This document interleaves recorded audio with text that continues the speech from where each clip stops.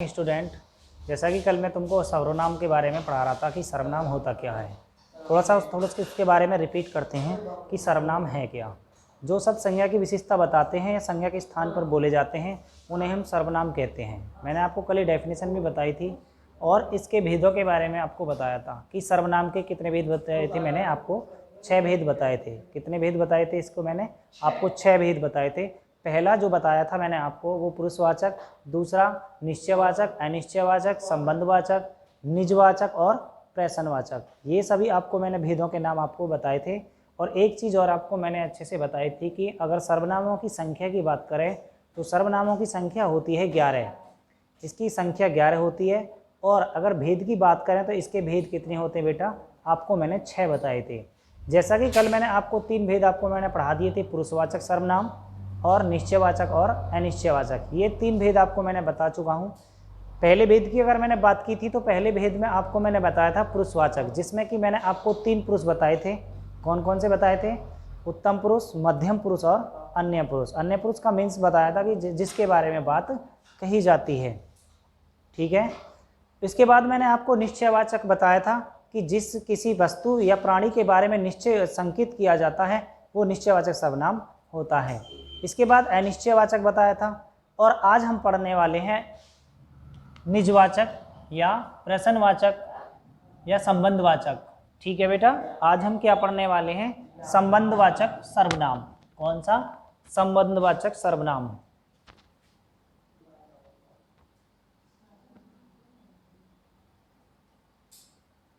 संबंधवाचक सर्वनाम आज हम पढ़ने वाले हैं कि संबंधवाचक जो सर्वनाम है वो होता क्या है। संबंधवाचक सर्वनाम क्या है कि जिस सर्वनाम से अगले या पिछले उपवाक्य के संज्ञा या सर्वनाम से संबंध ज्ञात होता है उसे हम क्या कहते हैं? संबंधवाचक। इसमें एक अच्छी बात यह होती है क्या कि इसमें जो, सो इस तरीके के वर्ड यूज होते हैं जिससे हम इसकी पहचान कर सकते हैं। जैसे जो जैसा करेगा वैसा भरेगा, जो जैसा करेगा वैसा भरेगा। संबंधवाचक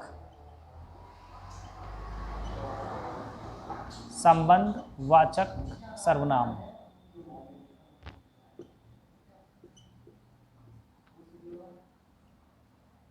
संबंधवाचक सर्वनाम तो इसमें क्या है कि इस तरह तरह के वर्ड आपको मिलेंगे। जैसे जो जैसा करेगा वैसा भरेगा और जितना गुड़ डालोगे उतना ही मीठा होगा। देखो इसमें 2 वर्ड आए, जितना और उतना। जितना गुड़ डालोगे, जितना गुड़ डालोगे, जितना गुड़ डालोगे उतना ही मीठा होगा, उतना ही मीठा होगा, उतना ही मीठा होगा। अब हम इसमें देखते हैं कि जितना और उतना 2 तरह के वर्ड आए। या जो जैसा करेगा, जो जैसा करेगा, जो जैसा करेगा वैसा ही भरेगा, वैसा ही भरेगा। ठीक है। तो इसमें हम देखते हैं जो जैसा और वैसा, जैसा और वैसा 2 तरह के वर्ड आ रहे हैं। तो मैंने भी आपको बताया कि इसमें हमें तरह तरह के वर्ड भी मिलते हैं। ठीक है। और एक और एग्जाम्पल ले लेता हूं इसका मैं, जिसकी लाठी उसकी भैंस। जिसकी लाठी, जिसकी लाठी, जिसकी लाठी उसकी भैंस।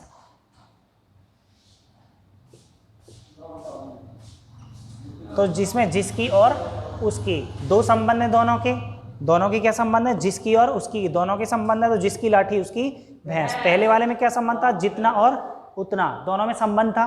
ऐसे ही इसमें संबंध है कि जो जैसा करेगा वैसा भरेगा। तो जैसा और वैसा का दोनों का संबंध है। तो इसमें क्या हुआ? इसमें हुआ संबंधवाचक सर्वनाम। कौन सा हुआ बेटा इसमें? संबंधवाचक सर्वनाम। तो ये होता है हमारा संबंधवाचक सर्वनाम। आगे बात करते हैं हम 5वें सर्वनाम की।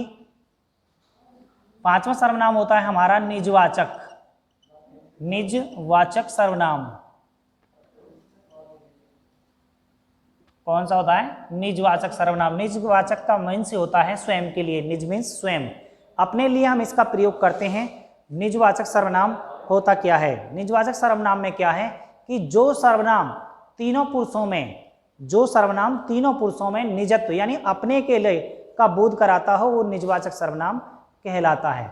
इसमें क्या है, इसका मैं एग्जाम्पल ले लेता हूं एक, जैसे कि मैं अपना कार्य स्वयं कर लूंगा, तो इसमें मैं अपने लिए आया और स्वयं, कि मैं अपना काम स्वयं कर लूंगा। तो मैंने अभी ऊपर बताया था कि निजवाचक, निज का मीन्स बताया स्वयं के लिए, निज का मीन्स क्या होता है? स्वयं के लिए। और अगर बात करें इसकी एक और एग्जाम्पल की, कि मैं स्वयं चला जाऊंगा, तो स्वयं भी इसमें क्या है? अपने लिए आया, क्योंकि मैं जा रहा हूं। तो ये किसके अंतर्गत आता है बेटा? ये आता है हमारा निजवाचक, जिसमें स्वयं के लिए वर्णन किया जा रहा हो वह निजवाचक सर्वनाम होता है। ठीक है, तो इसमें आप देख लीजिएगा, इसमें एक और भेद बचा है आपका, कौन सा?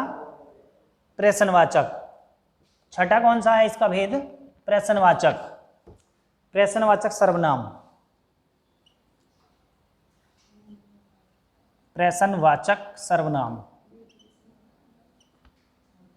जैसा कि आपको नाम से ही दिख रहा होगा कि प्रश्नवाचक सर्वनाम क्या होता है कि जो सर्वनाम किसी प्राणी या वस्तु के विषय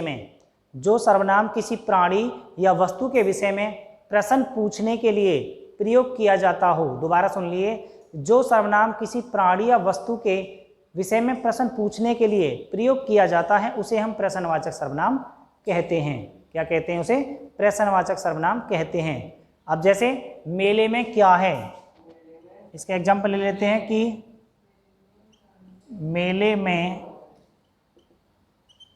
क्या है। इसकी सबसे बड़ी एक पहचान ये होगी कि जब भी आपको कोई भी एग्जाम्पल देगा तो उसके पीछे आपको एक क्वेश्चन मार्क मिलेगा, जिससे कि ये पहचान हो जाएगी कि क्या है? ये प्रश्नवाचक सर्वनाम है। क्या है ये? प्रश्नवाचक सर्वनाम है। और अगर ये एक और एग्जाम्पल लेता हूं, बाहर कौन खड़ा है? बाहर कौन खड़ा है? तो ये क्या हुआ? अगर पीछे क्या है हमारा? प्रश्नवाचक। क्या है? प्रश्नवाचक लगा हुआ है, बाहर कौन खड़ा है, तो ये किसके अंतर्गत आ जाता है? ये आ जाता है हमारा प्रश्नवाचक सर्वनाम के अंतर्गत। ठीक है, तो आपको ये अच्छे से याद रखनी है। एक बार मैं थोड़ा सा रिपीट कर देता हूँ सर्वनाम के बारे में, आपको ध्यान से सुनना है कि संज्ञा के स्थान पर प्रयोग किए जाने वाले शब्दों को हम क्या कहते हैं? सर्वनाम कहते हैं। सर्वनाम शब्द की संज्ञा की पुनरावृत्ति को रोककर भाषा को अधिक प्रभावशाली बनाते हैं। और सर्वनाम के अगर भेदों की बात करें तो सर्वनाम के 6 भेद होते हैं। कितने होते हैं? 6 भेद होते हैं। पुरुषवाचक सर्वनाम, अनिश्चयवाचक, निश्चयवाचक, संबंधवाचक, निजवाचक, प्रश्नवाचक, ये सभी क्या हैं? ये इसके भेद हैं। अगर इसकी संख्या की बात करें तो इसकी संख्या सर्वनामों की 11 होती है। कितनी होती है? 11 होती है। ठीक है, और वचन और कारक के कारण, एक बार ध्यान में रखेंगे आप कि वचन और कारक के कारण सर्वनाम शब्दों के रूप बदल सकते हैं, परंतु लिंग के कारण कभी नहीं बदलते। ठीक है, तो ये आपको ध्यान रखना है अच्छे से। सर्वनाम आपका यहाँ पर कंप्लीट होता है, आप अच्छे से इसका अध्ययन करेंगे और इसके जो भी एक्सरसाइज है वो उसको पूरा कर लेंगे। Thank you.